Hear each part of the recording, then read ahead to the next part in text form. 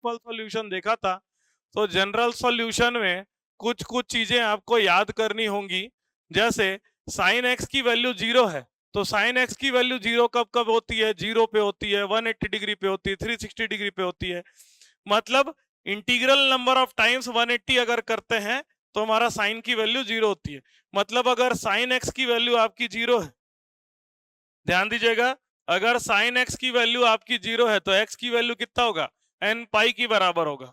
अगर cos x की value 0 है तो एक्स की वैल्यू कितना हो जाएगा? N pi plus pi by 2। ठीक है, n pi plus pi by 2। ठीक है, टेन एक्स की वैल्यू 0 है तो टेन एक्स की वैल्यू सारे एन पाई पे क्या होता है? 0 होता है। साइन एक्स की वैल्यू 1 है तो साइन एक्स की वैल्यू 1 कब होती है? साइन एक्स की वैल्यू 1 होती है हमारी पाई बाई 2।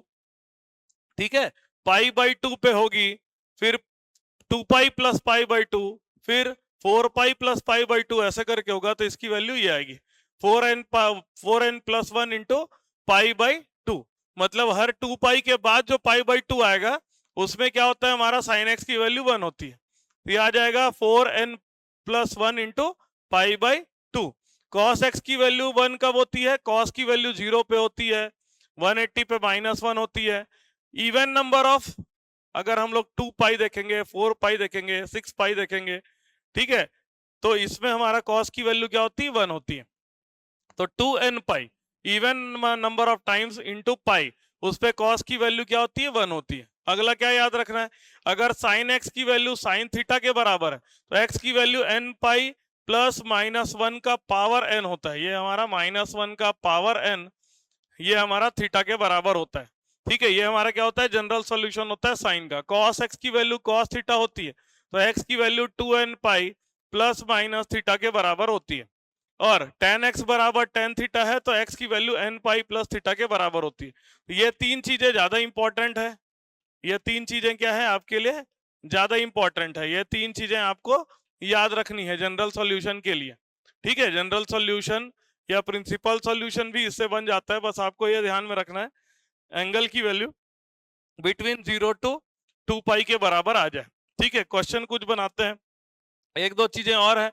साइन 2x बराबर साइन 2 थीटा है तो x की value n pi plus minus theta के बराबर होता है। cos 2x बराबर 2 थीटा है तो x की value n pi plus minus theta के बराबर होता है। tan 2x बराबर tan 2 थीटा है तो x की value n pi plus minus theta के बराबर होता है। चलिए आगे बढ़ते हैं। इसका मुझे क्या करना है? जनरल सॉल्यूशन फाइंड आउट करना है। Find out the general solution of the equation. इस इक्वेशन का क्या करना है? मुझे जनरल सॉल्यूशन फाइंड आउट करना है।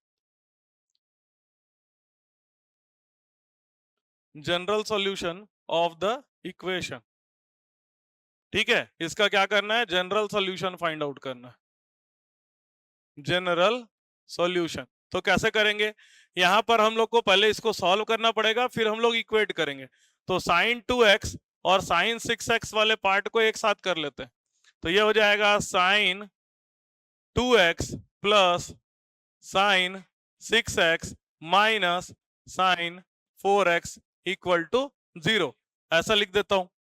Sign A plus sine B formula 2 sine A plus B by 2 4x cos A minus B by 2। ठीक है, 2x माइनस 6x हो जाएगा minus 4x by 2 minus 2x। लेकिन कॉस माइनस थीटा क्या होता है? प्लस कॉस थीटा ही हो जाता है, तो ये कॉस 2x ही बन जाएगा minus sine 4x equal to 0। इसमें हमारा क्या आ जाएगा? साइन 4x कॉमन आ जाएगा। साइन 4x हम क्या कर दिए?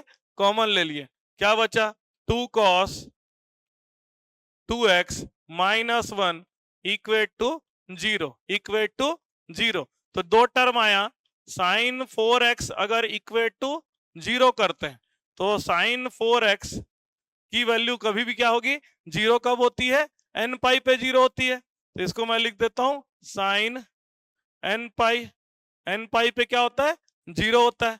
तो हमारा हो जाएगा 4x की वैल्यू हो जाएगी n पाई, तो x की वैल्यू हो जाएगी n पाई अपॉन 4। एक सॉल्यूशन हमें मिल गया। दो सॉल्यूशन मिलेगा। सेकंड इक्वेशन क्या है? 2 cos 2x minus 1 equal to 0। तो ये हो जाएगा 2 cos 2x minus 1 equal to 0। तो cos 2x equal to 1/2। cos 2x की वैल्यू 1/2 कब होती है? cos 60 डिग्री पे 1/2 होती है। 60 डिग्री को हम लोग क्या लिखते हैं?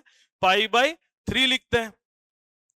तो हम लोग ऐसा लिख सकते हैं cos of 2x is equal to cos of π/3 लिख सकते हैं cos 60 डिग्री को।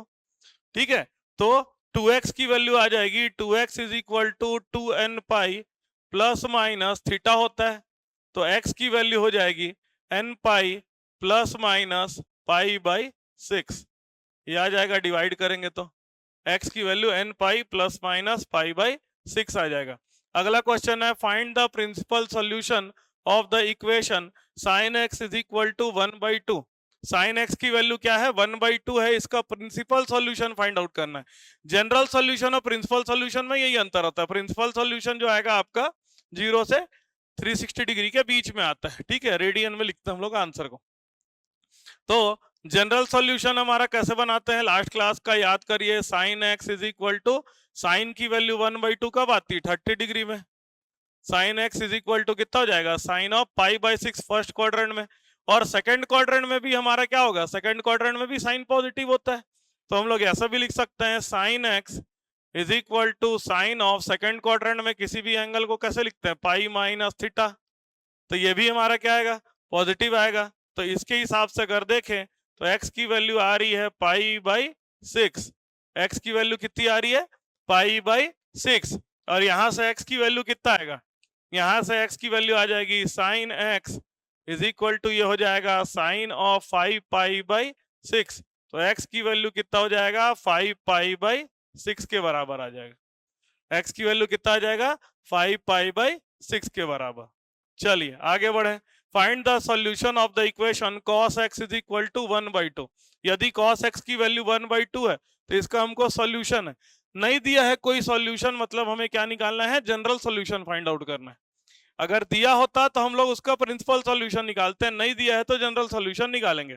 तो कैसे करेंगे?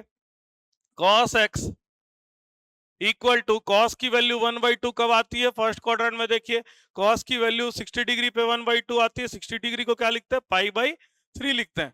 तो ये हो जाएगा cos ऑफ π/3। हम लोग याद करिए जनरल सॉल्यूशन में क्या लिखे थे? If cos x equal to cos y then x is equal to 2n pi plus minus y होता है। तो cos x is equal to cos π/3 then x is equal to कितना हो जाएगा? x is equal to 2n pi plus minus y के जगह क्या आ जाएगा? π/3 आ जाएगा। y के जगह क्या आ जाएगा? π/3 आ जाएगा। तो ये हमारा क्या हो गया? फाइनल आंसर आ गया। ठीक है, x is equal to cos 2n pi plus minus क्या आ जाएगा? π/3 आ जाएगा। यही हमारा क्या हो गया? जनरल सॉल्यूशन हो गया। इससे आप प्रिंसिपल सॉल्यूशन भी फाइंड आउट कर सकते हैं। n के जगह आप पहले 0 ले ले तो कितना आएगा आपका? प्लस माइनस π/3 आ जाएगा। ठीक है, लेकिन हम पॉजिटिव वैल्यू लेते हैं प्रिंसिपल सॉल्यूशन में। ठीक है, प्रिंसिपल सॉल्यूशन इससे कैसे बनाना है ये भी बता देता हूँ। x के n के जगह आप पहले 0 ले लीजिए, तो x की वैल्यू पॉजिटिव वैल्यू बस लेंगे तो कितना आएगा? π/3। फिर n के जगह आप 1 ले लेते हैं तो x की वैल्यू कितना आ जाएगा? 2 पाई प्लस π/3 लेते हैं तो कितना आ जाएगा? 2 पाई प्लस π/3, 2 पाई से ज्यादा आ जाएगा तो 2 पाई माइनस π/3 लीजिए। 2 पाई माइनस π/3 लेंगे तो कितना आ जाएगा? 5 π/3 आ जाएगा। तो ये हमारा आ गया सॉल्यूशन। ठीक है, ये हमारा सॉल्यूशन आ गया। ये हमारा फर्स्ट क्वाड्रेंट का सॉल्यूशन है, ये हमारा फोर्थ क्वाड्रेंट का सॉल्यूशन। ठीक है, तो आप जनरल सॉल्यूशन को भी प्रिंसिपल सॉल्यूशन में चेंज कर सकते हैं n की अलग अलग वैल्यू रख करके। चले आगे बढ़ते हैं।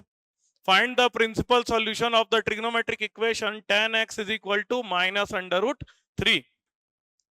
तो tan x is equal to क्या दे रहा है? -√3। प्रिंसिपल सॉल्यूशन फाइंड आउट करना है तो देखना है पहले कि tan की वैल्यू √3 कब आती है। तो tan की वैल्यू √3 आती है हमारी 60 डिग्री में, लेकिन नेगेटिव कब आएगा? सेकंड क्वाड्रेंट में और फोर्थ क्वाड्रेंट में नेगेटिव आएगा। तो हम लोग इसको कैसे लिखेंगे? नेगेटिव लाना है मुझे, तो सेकंड क्वाड्रेंट में एंगल लिखेंगे tan of pi minus π/3 60 degree को। ये हो गया सेकंड क्वाड्रेंट के लिए। यहाँ पर लिख देता हूँ, ये सेकंड क्वाड्रेंट के लिए हो गया और साथ में फोर्थ क्वाड्रेंट का बनाना है।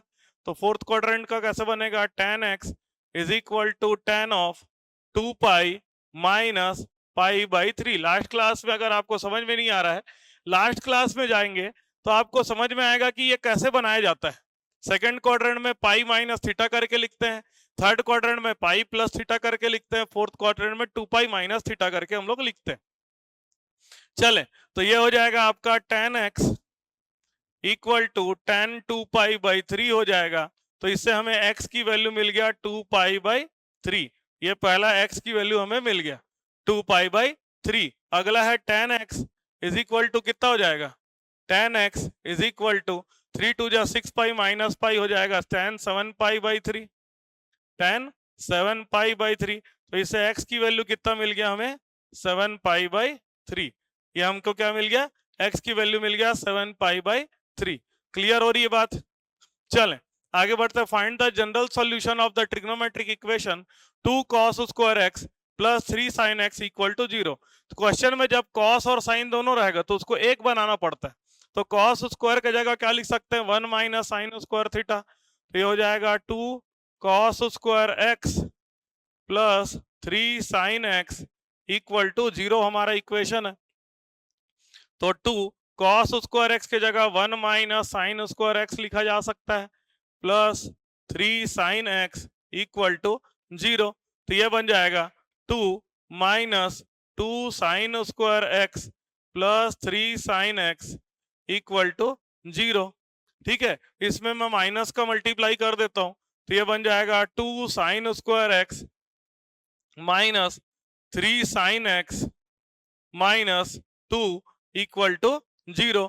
साइन x को हम लोग क्या ले लेते हैं, y ले लेते हैं।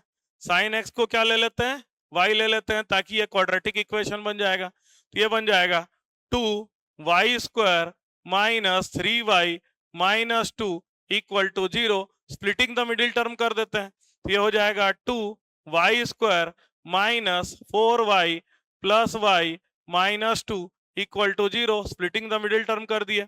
क्या करेंगे, 2 को कॉमन ले लेते हैं, y को कॉमन ले लेते हैं, बचेगा y माइनस 2 और plus 1 times of y minus 2 equal to 0। तो एक आ जाएगा 2y प्लस 1 और दूसरा आ जाएगा y माइनस 2। तो 2y plus 1 into y minus 2 equal to 0। मतलब ये 2 साइन x, x की जगह y की जगह क्या है, हम लोग साइन x लिए थे। 2 साइन x प्लस 1 और 2 sine x sine x minus 2 sine x minus 2 equal to 0 बनेगा। तो एक में मिलेगा मुझे sine x is equal to minus 1/2 और एक में मिलेगा साइन x इक्वल टू 2। ये पॉसिबल नहीं है क्योंकि साइन x की वैल्यू कभी भी 2 पॉसिबल नहीं हो पाती है। साइन x की वैल्यू माइनस 1/2 होगा थर्ड क्वाड्रेंट और फोर्थ क्वाड्रेंट में। तो हम लोग क्या लिख सकते हैं, साइन x की वैल्यू 1/2 होती है हमारी 30 डिग्री में। तो sine x equal to third quadrant में एंगल को कैसे लिखेंगे, पाई प्लस थीटा। तो ये हो जाएगा sine of pi plus 30 degree को क्या लिखेंगे, पाई बाई 6। और दूसरा हो जाएगा, ये हमारा हो गया थर्ड क्वाड्रेंट के लिए, ये हमारा हो गया थर्ड क्वाड्रेंट के लिए। ठीक है, अगला क्या लिखेंगे, sine x equal to sine, fourth quadrant में कैसे लिखते हैं, 2 पाई माइनस थीटा करके लिखते हैं। तो 2 पाई माइनस पाई बाई 6। तो ये क्या हो जाएगा आपका, x की वैल्यू आ जाएगी 7 पाई बाई 6 और दूसरा x की वैल्यू कितना आ जाएगा, 11 पाई बाई 6। ठीक है, तो ये हमारा दो आंसर आ गया, एक आ गया 7 पाई बाई 6 और दूसरा आ गया 11 पाई बाई 6। ठीक है, जनरल सॉल्यूशन बनाना होगा, जनरल सॉल्यूशन लिखना है तो फिर उसको जनरल करके हम लोग लिख देते हैं, जैसे n पाई प्लस माइनस 1 का पावर n इंटू वाई करके लिख देते हैं। ये क्वेश्चन ऑलरेडी मैं करा चुका हूं। ठीक है, इसको आप खुद से बनाइएगा। The solution of trigonometric equation between 0 to pi, इस तरह के सॉल्यूशन को क्या कहते हैं हम लोग, प्रिंसिपल सॉल्यूशन हम लोग कहते हैं। ठीक है, ये हमारा क्या हो गया, प्रिंसिपल सॉल्यूशन।